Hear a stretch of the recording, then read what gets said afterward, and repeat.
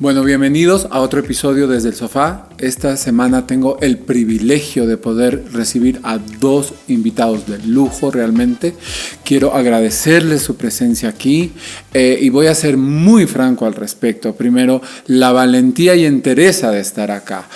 Ustedes dirán ya en el siglo en el que estamos, el mundo es más tolerante, hay muchas cosas. No voy a revelar nombres, pero cuando empecé a buscar las personas que pudieran participar en este panel de diversidad, me choqué con algo. Al hablar con psiquiatras, con psicólogos, que son personas que están a cargo de la salud mental de las personas, realmente recibí varias negativas de las personas que efectivamente ya trabajan con personas trans.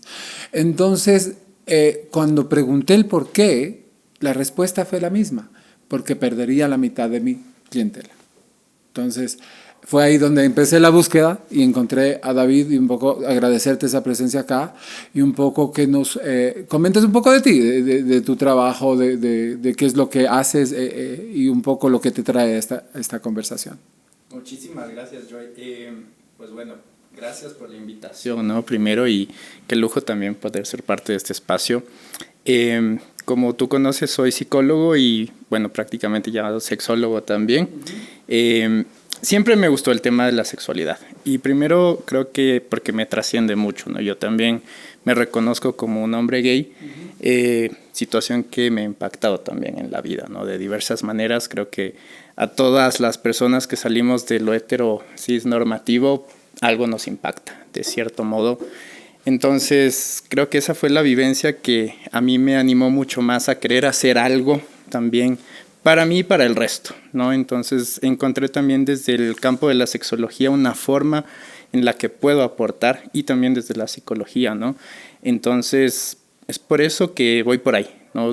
Tratando de tomar la parte teórica y práctica profesional para poder dar algo de mi conocimiento en lo profesional, pero también en lo humano, ¿no? He trabajado con niños, adolescentes y adultos que han tenido impactos muy fuertes en su vida por salir de la parte heteronormativa. Entonces, y aquí sí quiero ser claro, este primer segmento nos vamos a enfocar en lo que es crianza, en nacer en un mundo que no necesariamente está diseñado para uno, ¿no? Entonces, dentro de ese espacio, Dome, te agradezco muchísimo la presencia acá y quiero un poco saber sobre ti, tus primeros años. Yo soy muy ignorante en muchas cosas, me reconozco ignorante en muchas cosas, entonces quiero aprender, quiero abrir esa parte de mi conocimiento. Entonces sí quisiera saber tus primeros años de vida, lo primero que recuerdas quizás. ¿Cómo fue esa etapa de tu vida? Bueno, muchísimas gracias por la invitación también. Estoy agradecidísima de que tú estés aquí. Me sorprendió lo que me contaste, pero no me sorprendió tanto. Entonces, qué valiente y gracias. De verdad, porque lo que haces es muy importante y justamente hablando de los referentes, ¿no? Y de la información y la educación que una niña o un niño trans debe tener, debería de tener, gente como tú, personas profesionales como tú, nos ayudan muchísimo. Yo no tuve eso, por ejemplo. Cuando yo crecí, en mi familia hubo amor, por supuesto, he sido privilegiada y por eso estoy muy agradecida, pero más allá de eso, no había información y mis padres hacían lo que podían conmigo, ¿no? Sin entender bien qué era lo que me pasaba, porque siempre fue evidente que yo no era, entre comillas, un niño con actitudes normales, digamos, o normativas, o héteros. Siempre fui distinta. Y eso era obvio para todos, para mí sobre todo, pero para mis papás eso fue un poco duro porque no sabían cómo manejarlo, ¿no? Y Perdóname que te interrumpa, sí. pero una pregunta. ¿Tú te sentías diferente? Me sentía diferente, pero no tenía claro qué era lo que sentía. Okay. O sea, no era que yo me sentía ya una niña o ya un niño, no sabía. Yo trataba de identificarme con ciertas cosas, con mi familia, con mis primitos, con mis primitas, con mis amiguitas, pero siempre sentí que me inclinaba más hacia lo femenino y siempre fui mucho más amiguera con amigas porque me sentía identificada, porque sentía que con las niñas sí podía hablar de cosas, así sean superficiales o que no tengan tanta profundidad, qué sé yo, ¿no? Como cuando eres un niño no hablas de cosas hablas de cosas banales. Entonces, cuando yo me sentía identificada, yo me daba cuenta de que era distinta y todo el mundo se daba cuenta de eso.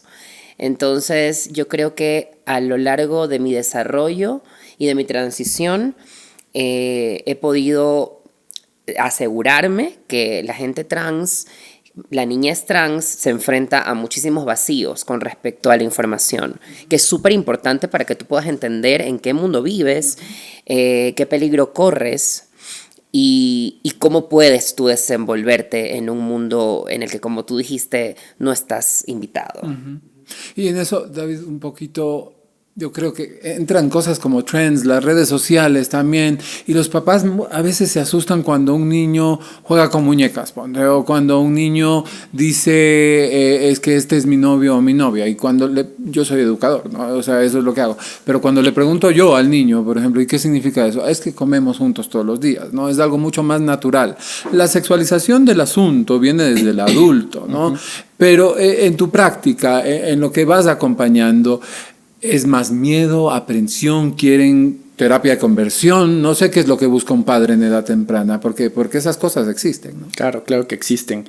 Y primero creo que es importantísimo que tomemos en cuenta que en referencia a la sexualidad, todos estamos atravesados con un mundo de temores o de tabúes, una infinidad de cosas. De cierto modo, sobre todo los cuidadores, ¿no? Los padres, madres o abuelos, tíos, a veces quien se hace responsable de un menor de edad, tiene muchísimo temor en que el niño, niña o la personita a la que están cuidando no cumpla con ciertos estándares mentales, sociales, que por ahí solo asoman en tu mente, ¿no?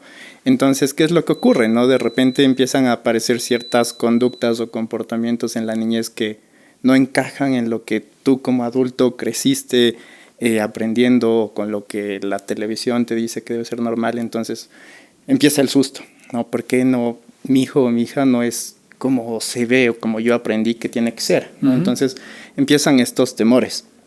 Y en efecto, muchos papás, muchas mamás, cuidadores, a veces los que conocen, ¿no? Dicen, hay algo de las terapias de conversión, o he escuchado esas cosas por ahí, o les llega también ese tipo de información.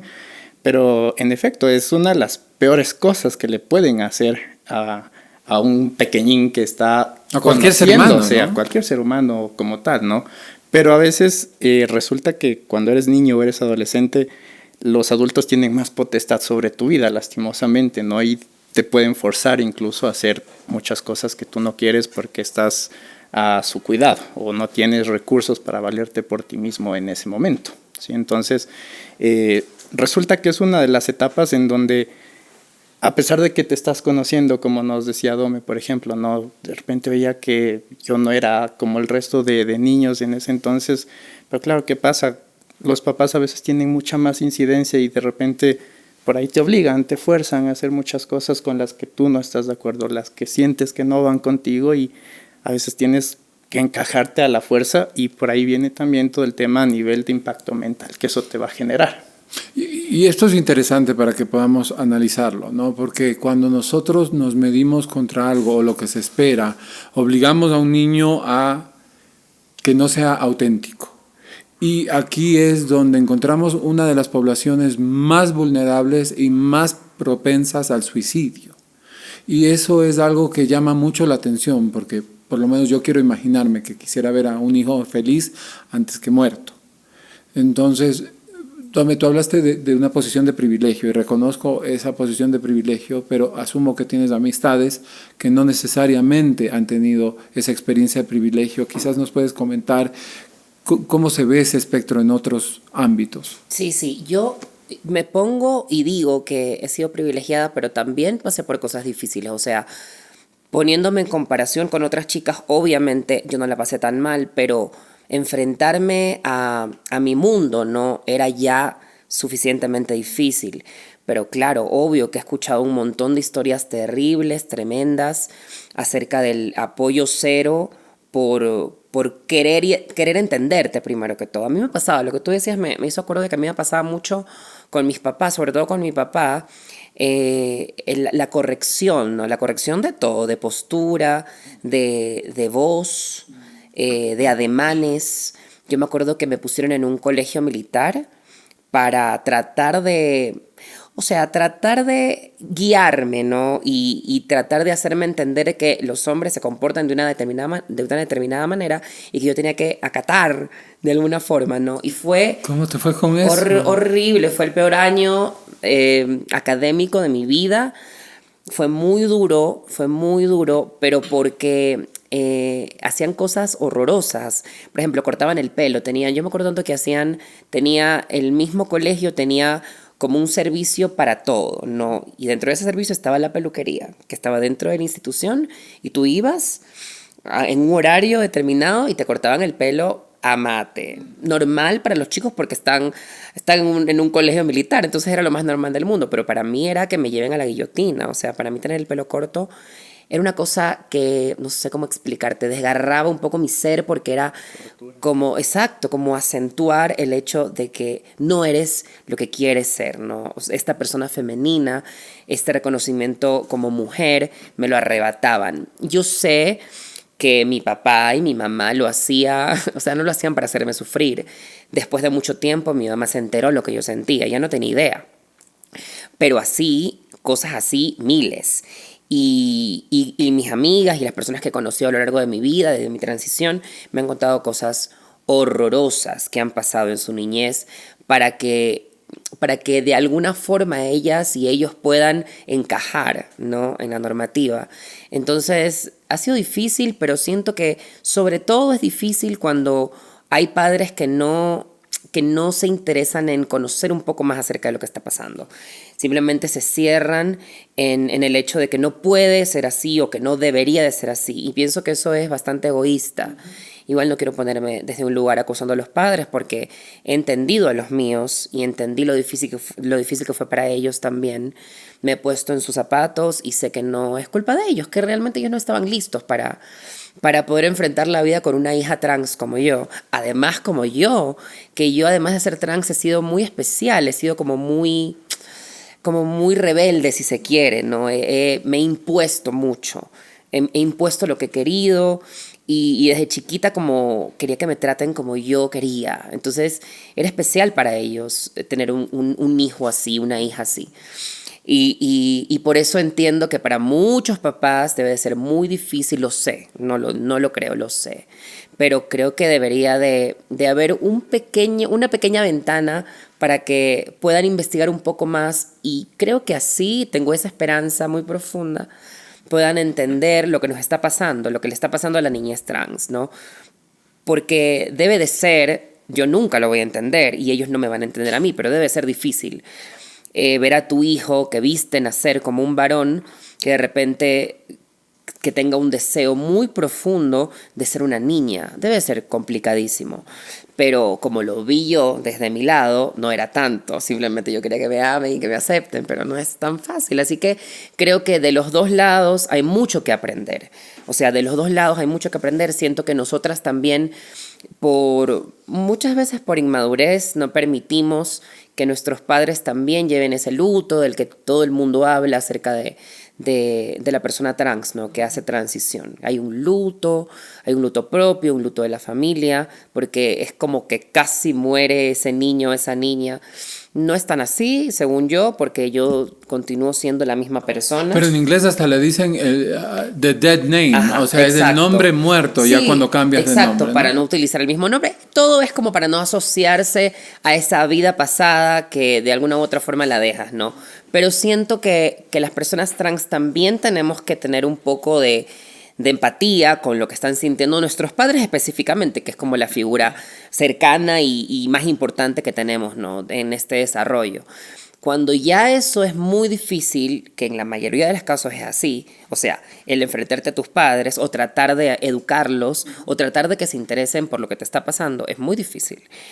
Cuando no se logra eso, ya yo creo que es hora de encontrar tu propio mundo, tu propio camino, siempre y cuando lo puedas hacer, ¿no? No quiero tampoco enviar un mensaje de que los niños salgan a la puerta de su casa y enfrenten a la vida, porque eso no es la idea, ¿no? Pero sí siento que tampoco es justo que las personas trans se queden en un lugar en donde no son apreciadas y recogidas y amadas, etcétera, ¿no? O sea, hay dos cosas importantes que voy a rescatar de esta conversación. La primera es lo que dijo Dome en relación a pertenecer, no, encajar, perdón, porque encajar no es lo mismo que pertenecer, y eso sí quiero hacerlo muy claro.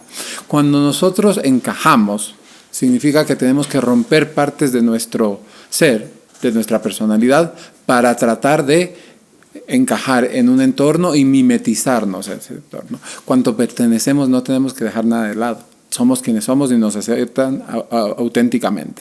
Y dentro de eso, qué importante es entender que a veces, y es también un luto de esa parte, el dejar que la sangre no necesariamente va a ser tu familia y empezar a construir tu familia desde ya otro punto, ¿no? Pero eso ya se da con los años, con la madurez y con las interacciones.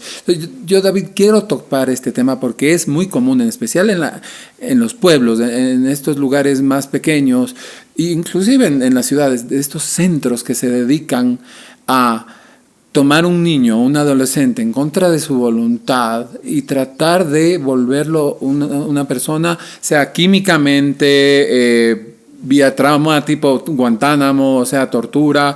O sea, ¿por qué existen estos lugares? ¿Por qué existen? ¿Por qué se permiten?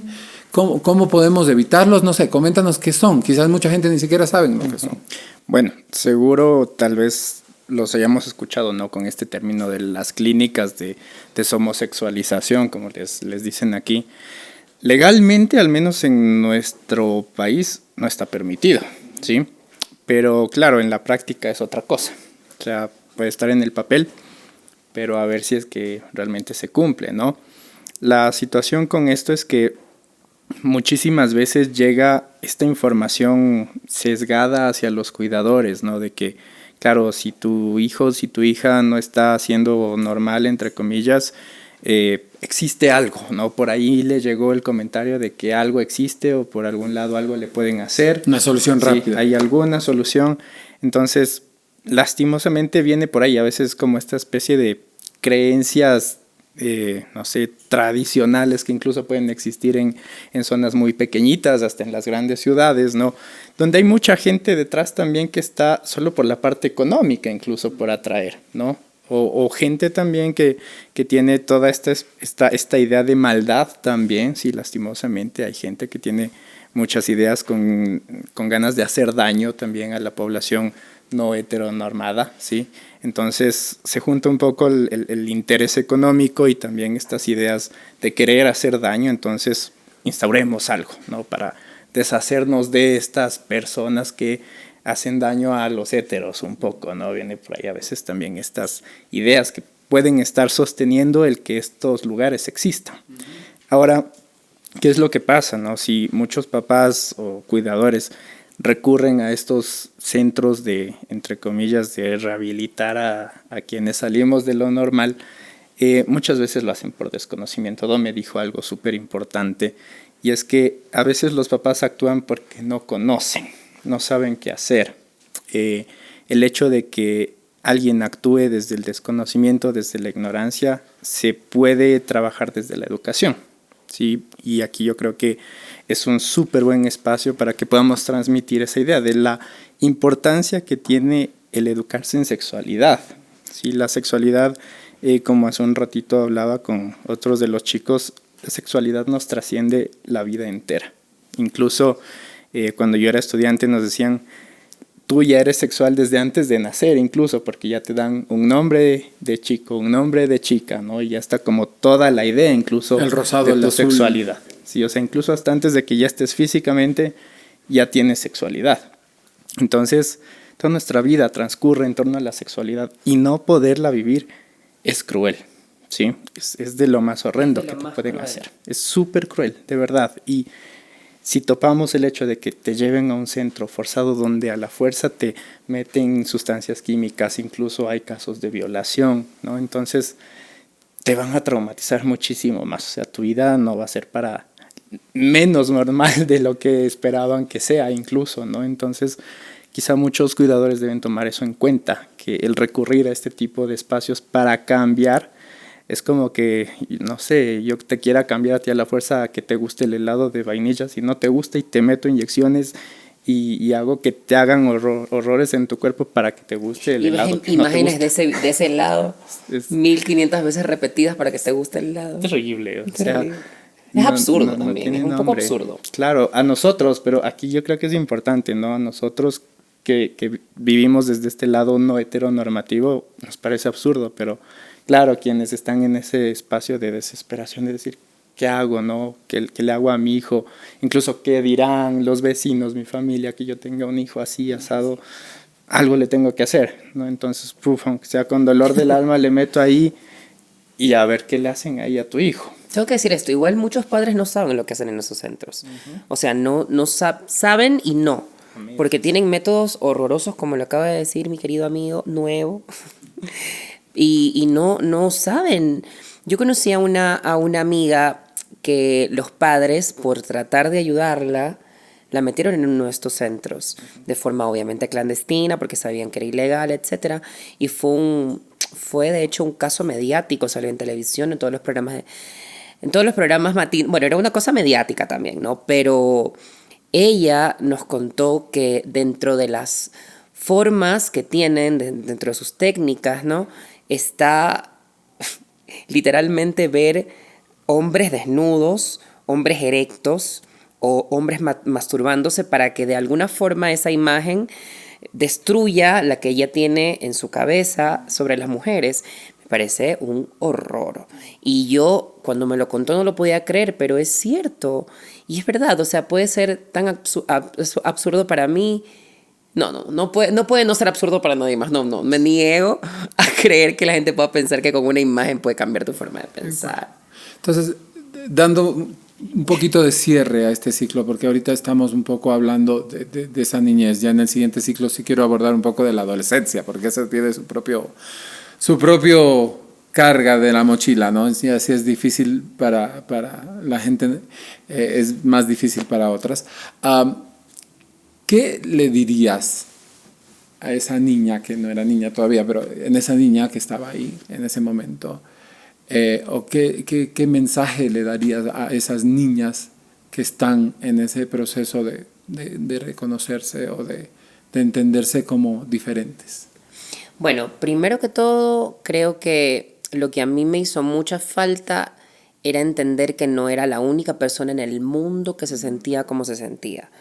Entonces, de primera, creo que las niñas trans y niños trans del mundo, de este país, sobre todo, de mi ciudad, deben saber que no están solas, pero al referirme a que no son las únicas que se sienten así, que se sienten extrañas, que se sienten fuera de lugar, que se sienten incomprendidas. No están solas. Hay un montón de gente que también es trans o que no es trans y está pasando por la diversidad de alguna forma, de alguna manera distinta. Y sentirse sola es un sentimiento tan, primero que todo te envuelve y te hace tan chiquita, ¿no? Como si no existieras, como si no valiera tanto tu vida y tu presencia en la vida de los demás. Eso a mí me marcó terriblemente, porque sentirme sola me hacía sentir menos. Y luego de eso, cuando tú entiendas que no estás sola aquí, espero que te tomes el tiempo para conocerte bien, para saber qué es lo que te gusta, en lo que eres buena, conseguir poco a poco gente que apoye tu sueño de verte como te quieras ver, pero que ese sueño no sea todo o que no sea lo más importante. Porque yo pienso que las personas trans sufrimos de una especie de epidemia que es el preocuparnos mucho por la estética. Y lo entiendo perfectamente, por supuesto me pasó. No había un día en el que yo no quisiese verme como una mujer y verme lo más femenina posible. Y eso se puso en mi lista de deseos como lo principal. Pero creo que es mucho más importante como conocerte y saber que puedes hacer mucho más y que mucha gente va a apoyarte también. O sea, creo que esa esperanza es lo que yo quiero dejar en la gente que me conoce o en la gente que ha escuchado acerca de mí o de mi camino, incluso de mi carrera, porque mi ambiente siempre ha sido el artístico y gracias a eso, a lo que yo hago, he conocido mucha gente y quiero que así siga siendo, ¿no? Que la gente que me conoce, sobre todo en persona, ¿no? Entienda que no está sola y que con tiempo puede lograr muchas cosas, lo que ella quiera, en el aspecto obviamente laboral, en el aspecto personal. Hay otra cosa que también quiero decir, bueno, que tiene que ver con el amor, ¿no? Que una también piensa que nunca nadie la va a querer o que no va a encontrar, en mi caso, ¿no? Como chica trans, digamos, hetero, a un hombre que te ame y que no le importe tanto. Obviamente va a ser difícil, pero el amor lo es, las relaciones lo son. Pero va a haber alguien que te va a querer, y si no lo hay, que puede pasar, por supuesto, hay que aprender a estar sola también. Entonces, eso, Importante. hay que ser feliz, hay que disfrutarse. No todo es tan importante, no todo es tan grave. Si tienes a tus papás y el apoyo de ellos, disfrútalos. Y si no, busca quien te contenga, quien te apoye y quien te ame, que hay. Hay gente que se convierte en tu familia, así que eso. Muchas gracias. Quiero agradecerles por este segmento. Vamos a continuar conversando, enriqueciéndonos y conociendo un poco más, porque creo que es un tema que da para mucho. Y nuevamente, muchas gracias por ser tan valientes.